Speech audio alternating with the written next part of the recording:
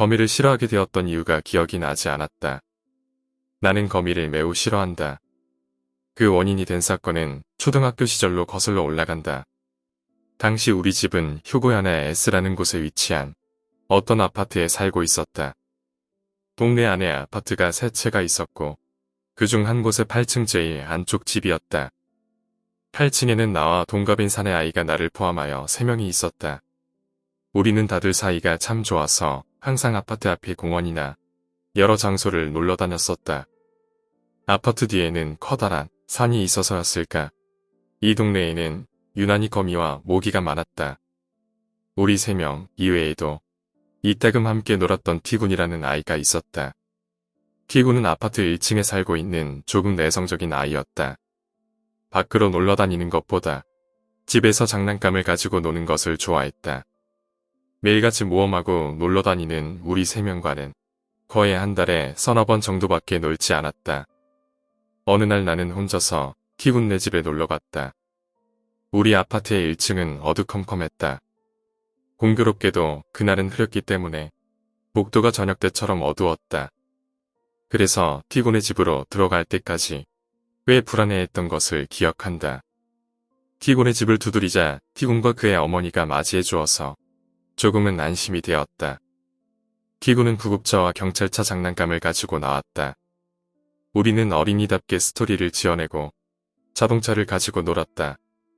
한동안 놀다가 문득 위를 쳐다보니 티군 내 장식장 안에 못 보던 장난감이 놓여있는 것이 보였다. 야일이 입체적으로 교차한 참으로 재미있을 것 같은 생김새였다. 저 장난감도 가지고 놀자 라고 말하자 망가져서 못 가지고 논다고 티군이 정색하며 말했다. 하지만 나는 저런 장난감을 본 적도 없었다. 저번에 놀러왔을 때 내가 망가뜨렸다는 것이다. 티군은 장난치는 기색도 없이 단호하게 말했다. 그때 티군의 어머니가 방에 들어와서 세탁이 끝난 옷들을 널기 시작했다. 아주머니, 티군이 자꾸 제가 장난감을 망가뜨렸다고 거짓말해요. 나는 티군의 아주머니에게 일렀다. 하지만 아주머니는 나에게 이렇게 말했다. 저번에 놀러 왔을 때 내가 망가뜨렸잖니. 당시 나는 5살이었다. 특이하게도 나는 3살 정도부터 철이 들기 시작했기 때문에 5살 때는 친구의 장난감을 부쉈는지 아닌지 정도는 판단할 수 있는 자아가 형성되어 있었다. 그리고 물론 나에게 그런 기억은 없었다. 애시당초 그 장난감을 보는 것도 처음이었다. 이해가 되지 않았다. 나는 그때 태어나서 처음으로 부조리라는 느낌을 받았던 것 같다.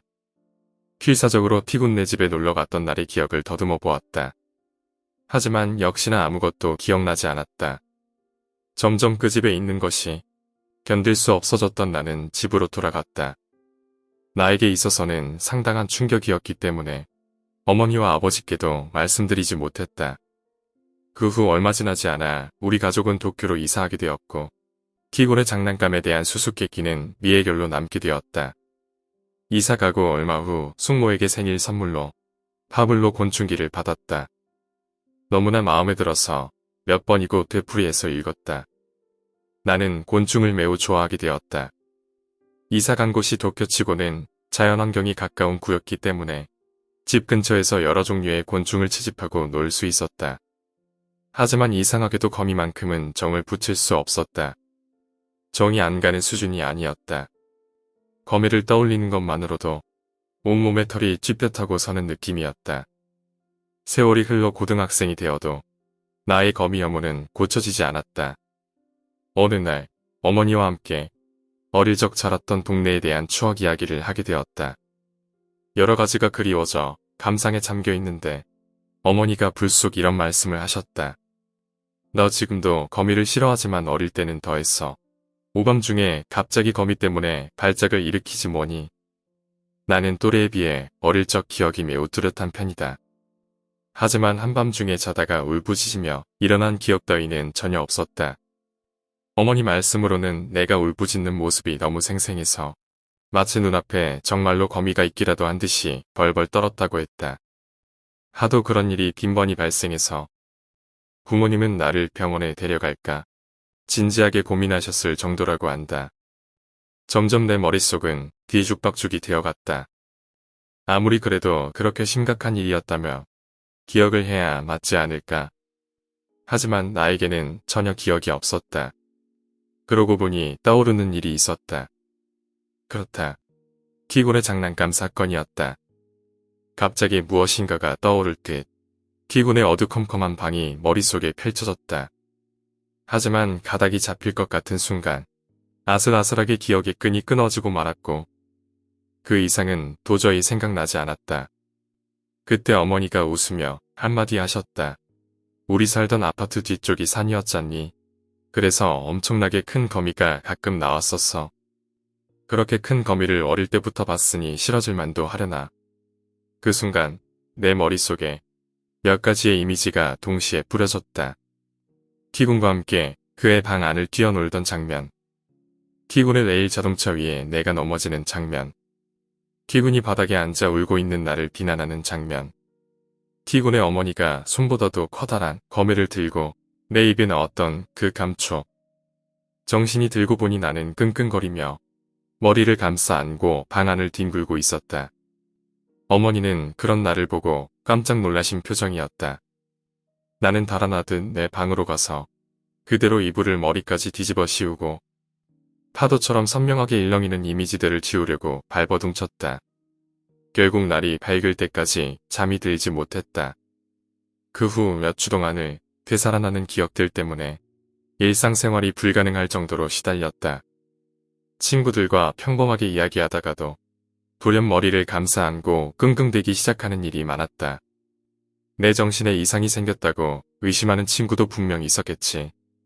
거미를 먹으면 용서할게. 라고 티군이 말했다. 알겠어 티군. 엄마가 그럼 거미 잡아올게. 농담이라고 생각했지만 몇 분 후 티군의 어머니는 거대한 거미를 손에 들고 돌아왔다. 복도에 거미줄을 치던 거미를 잡을까도 생각했는데 이렇게 큰 녀석이 있길래 이 녀석을 잡아왔어. 그럼 이걸 먹는 거야. 지금 생각해보면 티군의 어머니는 정말로 거미를 먹이려고 하지는 않았던 것 같다. 하지만 그녀의 눈에는 과학적인 기쁨이 가득했다.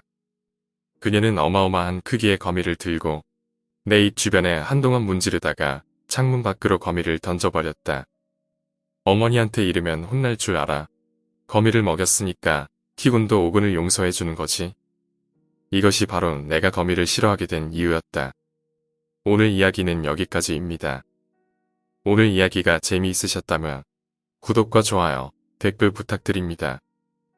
댓글은 저에게 큰 힘이 됩니다. 감사합니다.